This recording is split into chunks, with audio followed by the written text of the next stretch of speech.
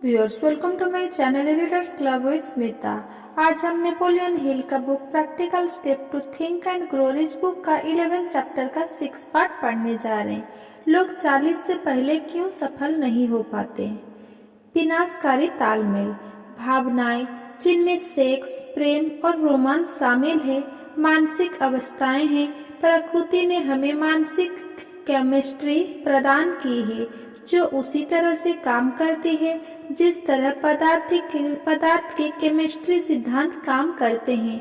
आज हम जान चुके हैं कि पदार्थ की केमिस्ट्री की मदद से कोई केमिस्ट कुछ तत्वों को मिलाकर घातक जहर बना सकता है।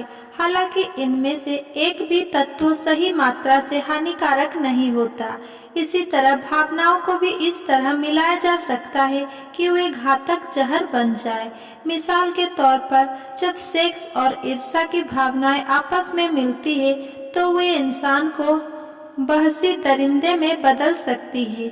मानसिक केमिस्ट्री के जरिए एक या अधिक विनाशकारी भावों की मानव मन में उपस्थिति एक ऐसा जहर पैदा कर देती है जिससे इंसान के न्याय और पक्षपात का भाव नष्ट हो सकता है।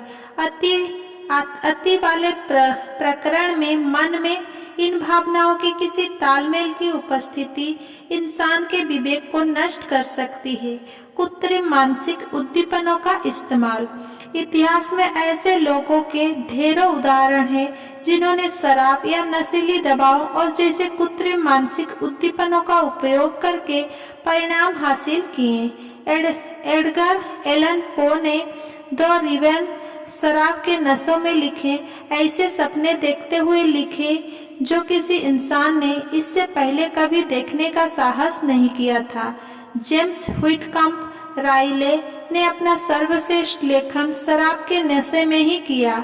शायद इसीलिए उन्होंने देखा वास्तविकता और स्वप्न में क्रमबद्ध संयोजन है। नदी के ऊपर मिल और अधारा के ऊपर कोहरा। रॉबर्ट बोन्स ने भी नशे की हालत में अपना सर्वश्रेष्ठ लेखन किया। मेरे प्यारे आर्ट लॉन्ग साइन के लिए अभी हमें दयालुता का प्याला उठाना है।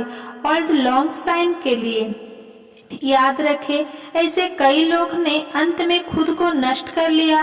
प्रकृति ने खुद ऐसे प्रेरक द्रव्य बनाए हैं जिनके द्वारा लोग अपने मस्तिष्क को सुरक्षित रूप से प्रेरित कर सकते हैं ताकि वे एक ऐसे धरातल पर कंपन करें जहां वे महान अज्ञात से आने वाले अच्छे और दुर्लभ विचारों को संपर्क में आ सके।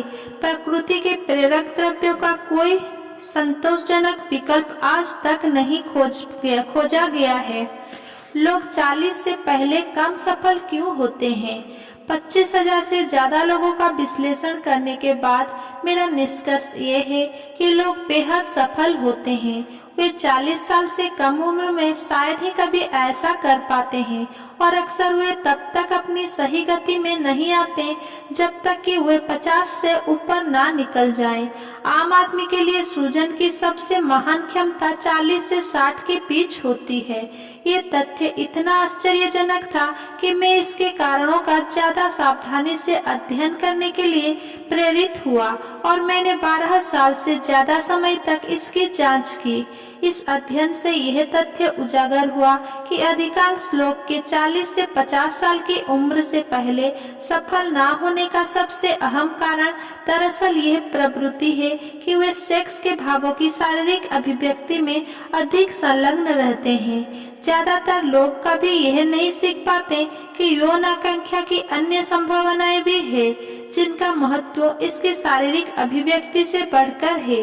जो लोग यह खोज लेते हैं उनमें से ज्यादातर 45-50 की उम्र से पहले के कई वर्ष बर्बाद कर देते हैं।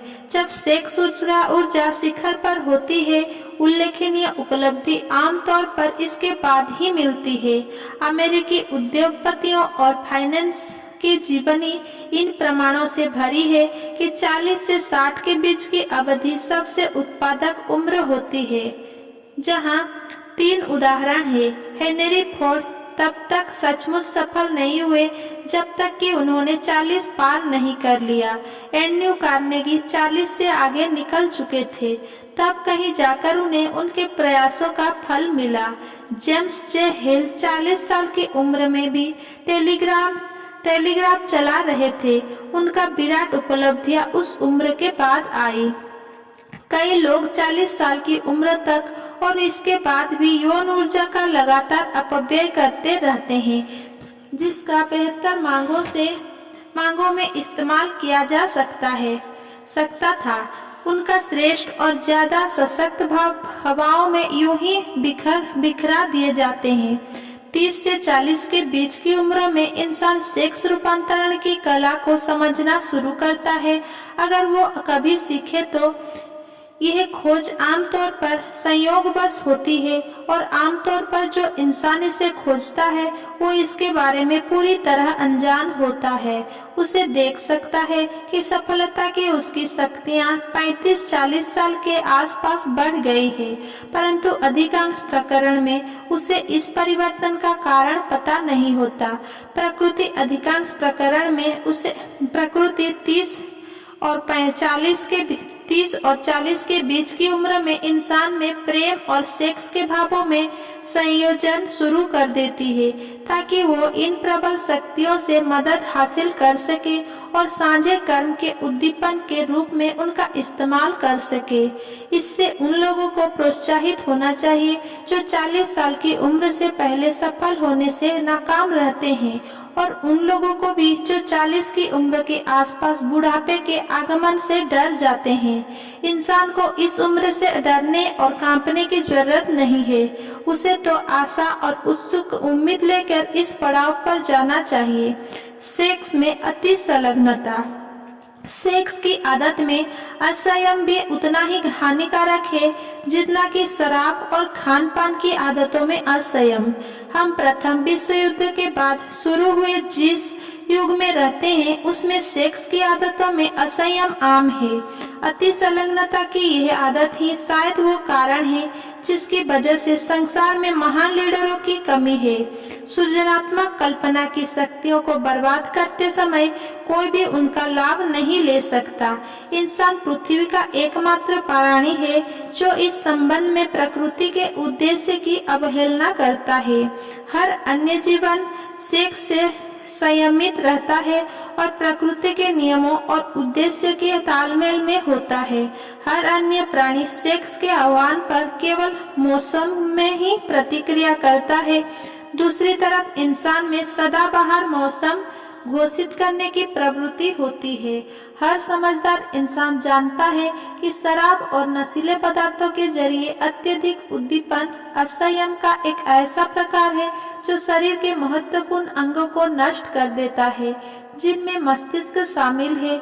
बहरहाल हर इंसान ये नहीं जानता कि यौन इच्छा में अति संलग्नता भी सृजनात्मक प्रयासों के लिए उतनी ही विनाशकारी और हानिकारक हो सकती है जितनी कि नशीले पदार्थ या शराब में अति संलग्नता।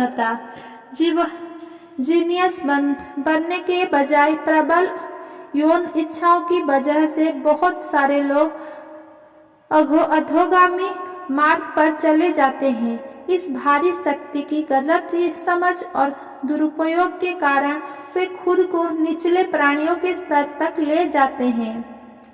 सेक्स से उन्मत्त व्यक्ति और नशे में उन्मत्त व्यक्ति में बुनियादी तौर पर कोई फर्क नहीं है। दोनों ही विवेक और इच्छा शक्ति पर नियंत्रण खो देते हैं। यौन इच्छा में अति संलग्नता न केवल विवेक और इच्छा शक्ति को नष्ट कर सकती है, बल्कि ये अस्थायी पागलपन की ओर भी ले जा सकती है। हाइपोक्राडिया यानी कि काल्पनिक रोग के कई प्रकरण सेक्स के सच्चे उपयोग के अज्ञान की वजह से विकसित आदतों से उपजते हैं। इस विषय पर इन संक्षिप्त वर्णनों से यह देखा जा सकता है कि सेक्स रूपांतरण की अज्ञान से दोहरा घाटा होता है। एक तरफ तो अज्ञानी लोगों को भारी सजा मिलती है और दूसरी तरफ उन्हें भारी लाभ नहीं मिल पाते हैं। अगर मेरा ये वीडियो आपको पसंद आया हो तो मेरा वीडियो को लाइक, कमेंट, शेयर करें एंड मेरा चैनल को सब्सक्राइब करें।